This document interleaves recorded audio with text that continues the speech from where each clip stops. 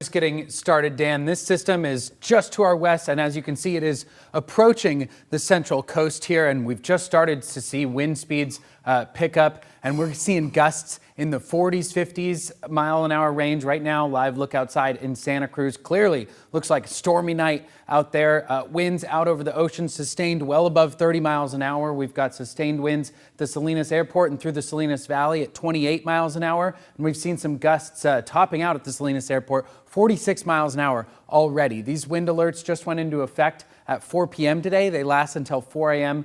tomorrow. It's a high wind warning for Hollister, Salinas, the Salinas Valley, the entire county of Monterey, and much of the coastline for Santa Cruz and north of Santa Cruz. Gusts up to 65 miles an hour with the potential for gusts up to 75 miles an hour. That would be hurricane force if we see it. There is also a 2% risk of tornadoes. I know it sounds a little bit silly, but it's a non-zero chance, and of course we have to mention it here.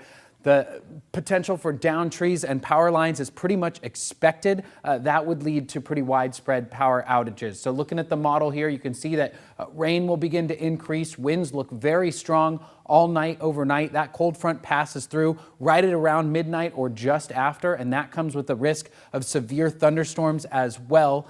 So expecting some very damaging winds overnight. It expires at 4 a.m. and you can see by 8 a.m. the time we wake up tomorrow, everything's going to be feeling much calmer, although we may see, we'll wake up and we will see the damages that could come through overnight. So a high wind warning, a chance for severe thunderstorms, and a flood watch in effect all tonight, making it an alert night. Dan, I'll send it back to you. All right. Thank you very much, Kyle. We'll get more from you in just a little